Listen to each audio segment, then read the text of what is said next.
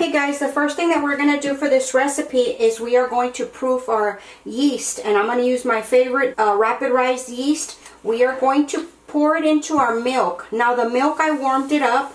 It's about 112 degrees right now, and I always do check the temperature of the yeast with my thermometer because I don't want to kill the yeast. Anything over 115 is going to be too hot. Okay, it's already dropped to 106, which is perfect as long as it's warm.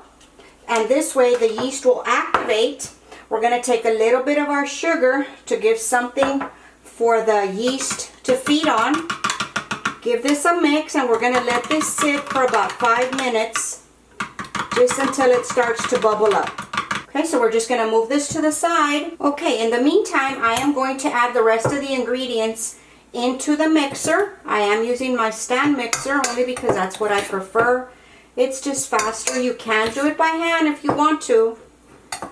The kneading time is a little long, but very well worth it for these rolls. Okay, so I have the flour in there, the rest of the sugar, the salt,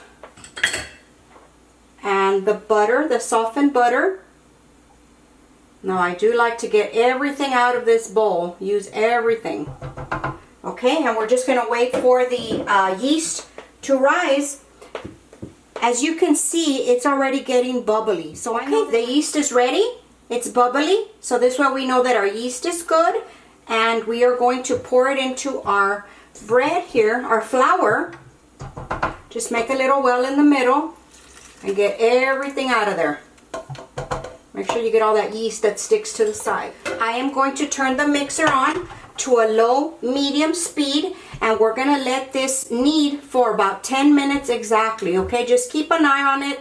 If it starts getting way too sticky after 6 minutes, we're going to stop it and add a little flour. And if not, we're going to keep going to the full 10 minutes. Okay, that's very important because that's what makes these rolls so airy and fluffy. Okay, here we go, guys.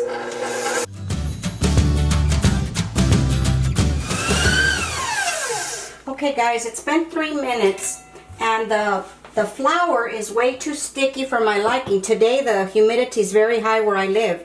So I am going to add a tablespoon of flour, and you don't want to add more than that at a time, okay? Otherwise you'll be adding more water, more flour, and then you'll just end up losing the consistency. So we're going to turn this back on and see if that's going to make it better. Okay, after a few minutes, I see that it's still kind of sticky, but it did start to pull up away from the edge of the bowl. So I'm going to add another tablespoon and see if that'll make it better. Okay guys, this has been kneading for 10 minutes. And as you can see here, the dough is ready. It didn't stick to the side of the bowl, and look at how soft and plushy this is. And that's the exact thing that we want, real soft and plushy. Now I'm going to move you all over, so I'm showing you what I'm going to do with it next. Okay, now with our dough, what I'm going to do is I'm going to put it in this clear bowl so you can see how it'll rise in a little while.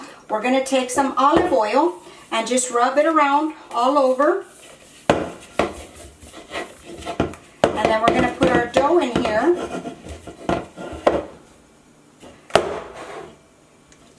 And give it a flip so that everything gets oiled nicely. We are going to cover it with some plastic wrap. Okay, and get it nice and warm. I'm going to pop this into the microwave. Of course, the microwave is off. And let it rise until it's doubled in size. And that's going to be, it'll take about an hour, maybe a little less today because it's very, very humid.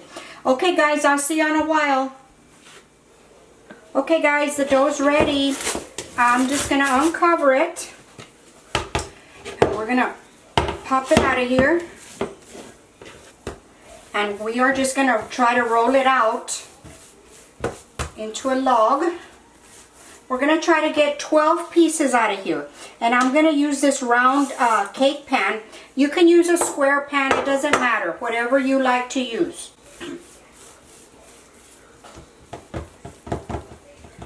Okay, and we're going to try to get 12 pieces. That's what I normally make, is 12 pieces. Okay, we're going to cut this in half. And then we're going to cut the halves in halves. And then we're going to cut each one into 3. And if some come out a little smaller, you can always add to them. Like this one's probably a little bigger. And then you make them the size that you want them. Some of these are a little big for me. Okay. And then we are going to roll them. You take them in your hand, press them down onto the counter, and then just make circular motions. Push down on the palm of your hand, and that'll give you a perfect circle just like that. Okay, so we're going to continue to do that. And some of these, like I said, if some are too big, just add a little piece. No biggie. Put them down. Push down on the palms of your hand.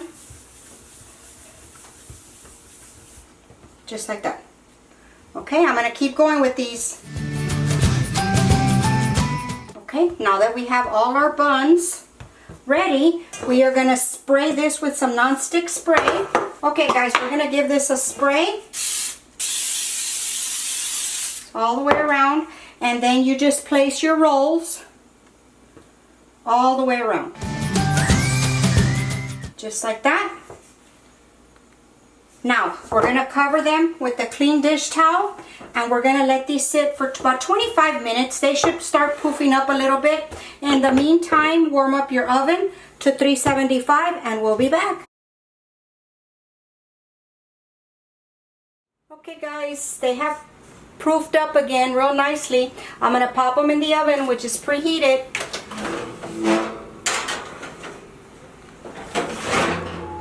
We'll be back.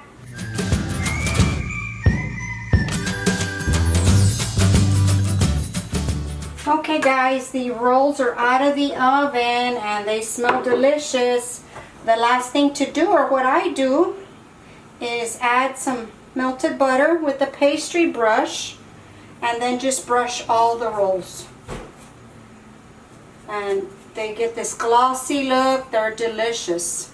Now you can also, if you want, put some garlic butter on them.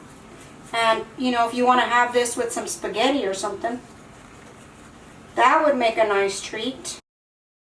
Okay, there we go. Now these are still very hot, so I'm going to give you a close-up. Look at that. Oh, and I wish y'all could smell these. They're delicious. Okay guys, we're going to slide one out. This is still hot because they're just fresh out of the oven. Ooh, they're hot. But I want y'all to see how soft they are. Look at that. Very, very soft. They're still very hot, guys. Ooh, you can see the steam. And look at that. Very, very soft. I think you really would enjoy these. Not so difficult to make. You can make the dough and roll them, and if you want to proof them in the refrigerator, and the next day you can take them out to room temperature, and an hour before dinner you can pop them in the oven and you'll have some fresh rolls. Okay guys, I hope you enjoyed the video. I will have the recipe linked below, any items I may have used. And go visit us on Facebook and Instagram at Virtual Kitchen with Laura. And don't forget guys, I'm going to leave the link for the Etsy shop down below so you can check out some new masks I have going on. Okay guys, thank you so much. You enjoyed the video, you know the routine. Give us a thumbs up and I'll talk to you next time. Bye.